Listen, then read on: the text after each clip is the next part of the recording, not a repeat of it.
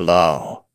Great news. It appears that the application process for Bengal's Youth Sathi project is now available online. However, I was concerned given that there are very few camps. Will there be a camp at this assembly at 100 or 200? In such a case, there will be a lot of crowding. But now, you don't have to worry.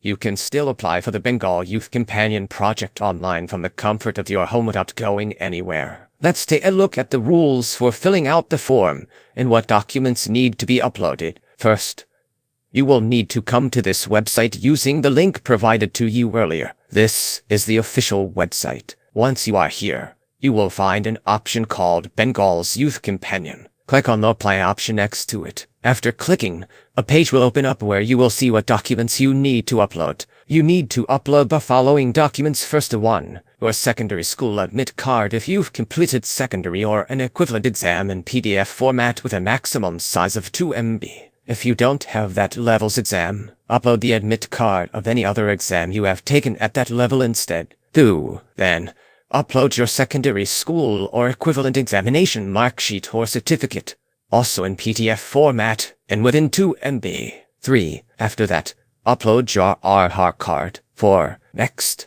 upload your voter ID card. 5. You need to upload your bank passbook. 6. If you belong to a category other than general, you can upload SC/ST/OBC certificates. If someone says they have applied for SC or OBC certificates but haven't received them yet, they should apply as general. If you don't belong to any caste category, you don't need to upload anything. Afterward, you need to upload a color passport-sized photo in JPG or PNG format within 1 MB, and also upload your signature in JPG or PNG format within 1 MB. Your phone number is required, as an OTP will be sent to it. First, it is mentioned to download the system guidelines. Clicking here will show you some information about how to apply. I will click directly on the Apply Online option, and there is also a Check Status option below it. By clicking on the Check Status option, you can see if the offline forms you submitted are entered online using your phone number. For example,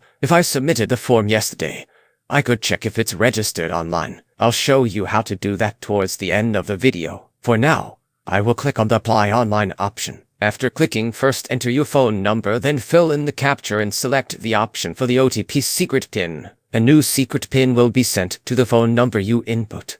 Just click OK. Now, you will receive an SMS that contains a 6-digit OTP. Enter that OTP here to verify your PIN. After that, the main form will open up before us. Your phone number will be pre-entered and cannot be changed. Then, you will enter your Aadhaar card number here. After that, you need to fill your name according to your secondary school certificate or admit card in the format of first name, middle name, and last name. For married women, even if their title has changed after marriage, they should still provide the name they used during their secondary education. Your phone number that is linked to your bank account must be entered. If the number you registered with is different, you can change it here. Then, enter your email ID here. If you don't have one, it's not mandatory as there are no star marks indicating that it is required. If you do not provide an email, you can still proceed. Next, you need to select your gender from the drop-down menu. The form is formatted similarly to offline forms. Select your gender accordingly. Then, according to your age as of January 14, 2026,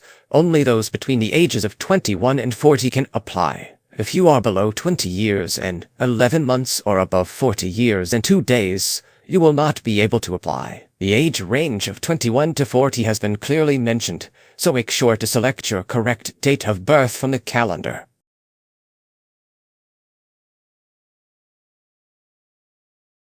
If, for instance, I select a birth date that makes me 26, I can apply. But if I change that to a date that makes me 46, I am not eligible to apply, and it will show in red. In this case, you cannot apply. You can only proceed if your age is within the allowed range. Next is your father's name, which should be entered as it is on the secondary school certificate with no separate spaces for names. Your mother's name should be entered next to it. If you are married, you must also provide your spouse's name. If you are unmarried, you don't have to fill anything here. Now, Let's move on to the category. By default, it will be general. Select SC, SINT, or OBC if applicable. You may also need to provide your employment certificate number. If you are general, you do not need to provide that. Next is your marital status. Select married if you are married, unmarried if you are not. If you were married but your spouse has passed away, select widow or widower. If you were married but have since separated,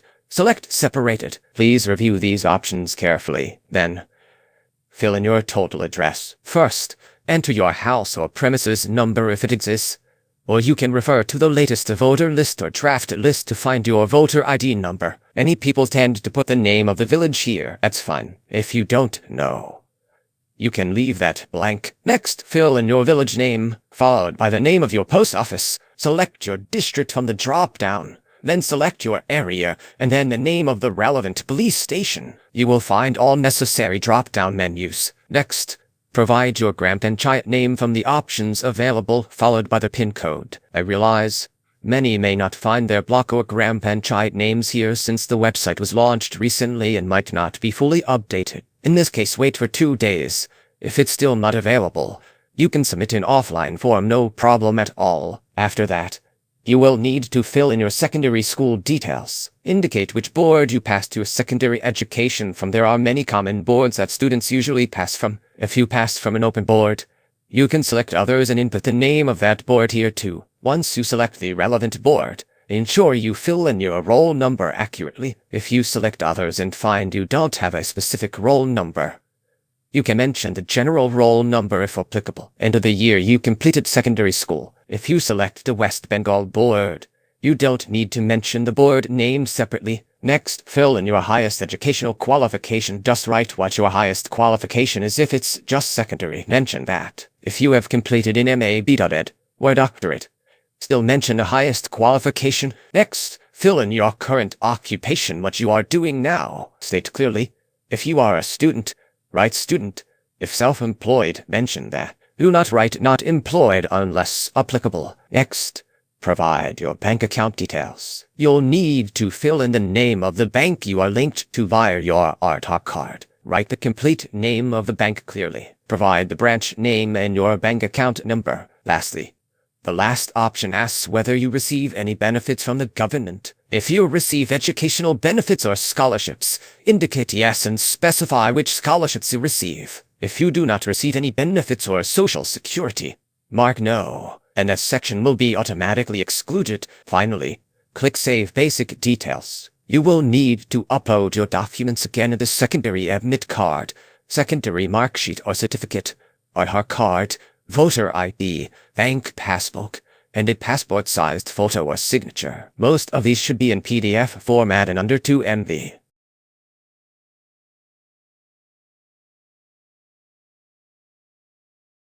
Once you upload all documents, there will be an option to submit a final application. Here, you will see a self-declaration stating you are providing correct information and are a resident of West Bengal. Mark this self-declaration option. Then click on the Final Submission button. You will see a success message, and an application ID will be generated. Please keep a copy of this application ID for future reference. You can check the status of your application by clicking on Check Status. After entering your phone number and capture and getting the OTP, wait for the OTP to arrive, which may take some time. If it does not come, keep trying the recent secret option until it arrives. This concludes today's video. If you found it helpful, please like the video. Thank you for watching, and take care.